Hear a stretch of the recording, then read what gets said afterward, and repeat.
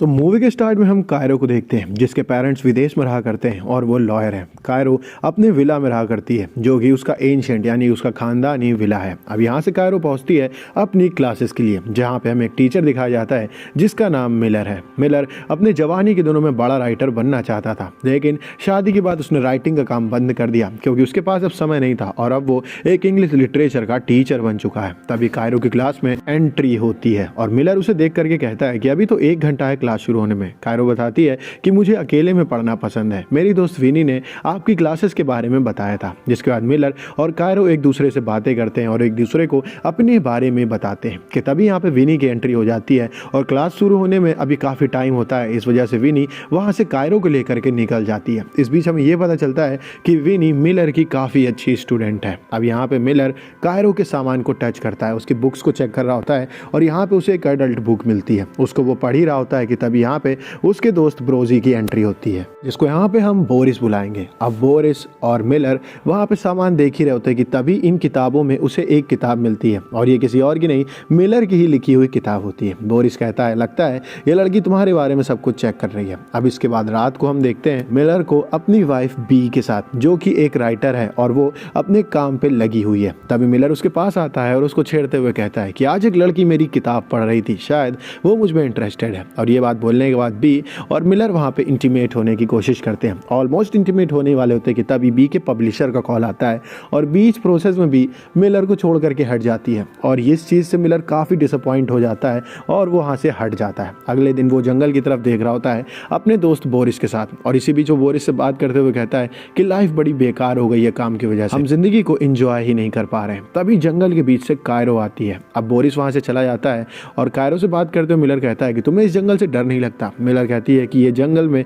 सबसे खतरनाक जानवर मैं ही हूँ। इसके बाद हम देखते हैं कि विनी बोरिस को छेड़ती है। असल में यहाँ पे उसको लाइन मार रही होती है और थोड़ी दूरी पर खड़ी होकर के कायरो ये सब चीजें देख रही होती है। अब जब बोरिस वहाँ से चला जाता है तब कायरो बात करते हुए मिली से कहती है कि तुम्हारी हिम्मत की दाग देनी पड़ेगी। विनी उससे कहती है कि मुझे वो पसंद है, इस वजह से मैं उनके साथ छेड़छाड़ किया करती हूँ। अब यही टॉपिक ये दोनों रात में भी डिस्कस कर रही होती है जहाँ पे विनी बताती है कि उसे अपनी उम्र में से बड़े लोग काफी ज्यादा पसंद है और वो उनके साथ टाइम स्पेंड करना बहुत पसंद करती है और यहाँ पे टाइम स्पेंड से इंटीमेट होना है। इस वजह से वो बोरिस के साथ समय बिताना चाहती है। अब यहाँ पे विनी की बात काटते हुए कायरो कहती है कि मैं जिस कॉलेज में एडमिशन ले रही हूँ वहाँ पे मेरी स्पेशल एबिलिटीज़ के बारे में पूछा जा रहा है, लेकिन ऐसी कोई अचीवमेंट तो मेरे पास है नहीं। जिसकी बात काटते हुए विनी कहती है कि तुम्हें मिलर के पास जाना चाहिए, मैंने देखा है कि मिलर तुम्हें काफ़ी अच्छी नज़रों से देखा करते हैं, तो तुम अगर मिलर के साथ टाइम स्पेंड करोगी तो वो तुम्हें लिटरेचर में अच्छे नंबर दे देंगे और ये तुम्हारे लिए एक अचीवमेंट हो सकती है और तुम्हारे लिए भी एक ये पहला एक्सपीरियंस हो सकता है कि कैसा लगता है जब कोई बड़ा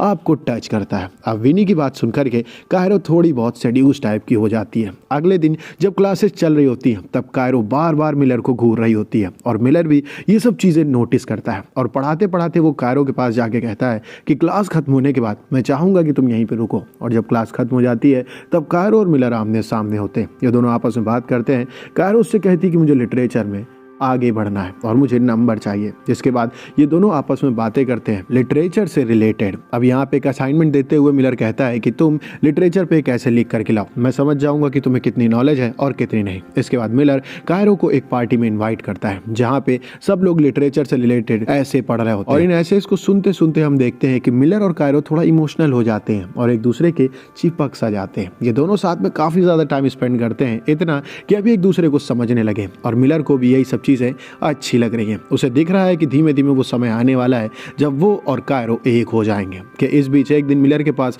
उसकी वाइफ बी का कॉल आता है और उससे कहती है कि आज वो फ्री है और आज उसका मन भी है, तो क्या मिलर उसके साथ टाइम स्पेंड करना चाहेगा। अब मिलर अपनी बीवी की तरफ से आता हुआ ग्रीन सिग्नल देख करके कायरो को इग्नोर करके वहां से भागता है फौरन अपनी बीवी के पास। वहीं दूसरी ओर बोरिस की एंट्री होती है और विनी बोरिस से फ्लर्ट करके उसका नंबर उससे ले लेती है। इसी बीच कायरो देखती है कि उसका फोन उसके पास है नहीं, शायद मिलर उसका फोन ले जा चुका है। वहीं दूसरी तरफ मिलर को देखते हैं जो बैठा हुआ है अपनी बीवी के इंतजार में, लेकिन उसकी बीवी अपने बॉस का कॉल आने की वजह से फिर से अपने काम में व्यस्त हो चुकी है। मिलर परेशान है कि यहाँ पे वो कायरो को भी छोड़ आया है और जिसके चक्कर में आया था वो भी उसे टाइम नहीं दे रही है। तभी उसके फोन में कॉल आता है और वो देखता है कि ये फोन तो कायरो का है। कायरो अपने घर से कॉल करके कहती है कि शायद मेरा फोन आप ले गए, जिसके जवाब में मिलर कहता है आई एम सॉरी, जल्दबाजी में मुझसे ये हो गया। कायरो मिलर से कहती है कि अगर आपको इतना ही बुरा लग रहा है तो क्यों ना मेरे घर पे आकर के मुझे आप ये फ़ोन दे दें। जिसके बाद मिलर कायरो के घर की तरफ निकल पड़ता है। अब जब वहाँ पे वो पहुँचता है तो बारिश हो रही होती है और कायरो अपने घर के बाहर आती है सज धज के एक गाउन पहन करके, जैसे कि वो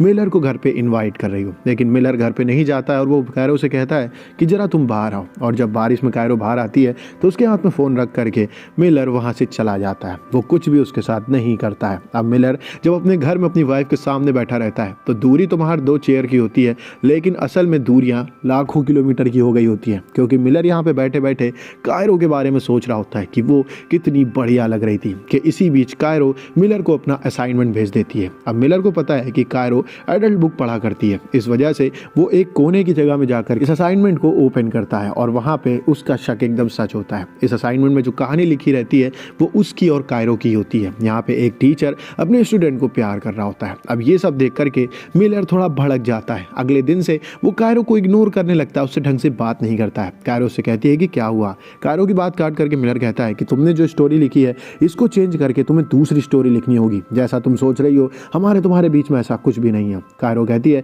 कि मुझ में कमी क्या है, मुझे आप पसंद है और मैं आपके साथ टाइम स्पेंड करना चाहती हूँ। यहाँ पे मिलर उसको डांटते हुए कहता है कि तुम्हें असाइनमेंट चेंज करना होगा। अब कायरो भड़क जाती है और वो मिलर से कहती है कि तुम्हारी औकात क्या है, मैं जब भी चाहूंगी तुम्हें बर्बाद कर सकती हूँ। और वहाँ से वो चली जाती है। अब मिलर बैठा रहता है अपनी वाइफ बी के पास और वो काफ़ी टेंशन में होता है। बी उससे पूछती है कि क्या हुआ। मिलर उसको सारी स्टोरी बताता है और उसे कायरो का असाइनमेंट दिखाता है, जिसके बाद बी थोड़ी बहुत मूड में आने लगती है और वो मिलर की तरफ बढ़ने लगती है। अब ये लोग इंटीमेट होने वाले होते हैं कि तभी कबाब में हड्डी इनका दोस्त बोरिस आ जाता है, जिस वजह से ये दोनों फिर से अलग हो जाते हैं। मिलर की तो फ्रस्ट्रेशन का कोई जवाब ही नहीं होता है, वो अपनी बीवी को चाह कर भी टच नहीं कर पा रहा है। वहीं दूसरे हम देखते हैं कि कायरो अपनी दोस्त विनी के पास बैठी रहती है और वो विनी से कहती है कि मुझे मिलर बहुत पसंद है, लेकिन मिलर ने मेरे साथ बहुत गलत किया, लेकिन तुम्हें अपना अफेयर आगे बढ़ाना चाहिए। और वो विनी से बोरिस को मैसेज करवाती है और जैसा जैसा वो कहती है बोरिस को विनी वैसा ही वैसा लिख करके भेज रही होती है। अब ये सिलसिला यही नहीं रुकता है। कायरो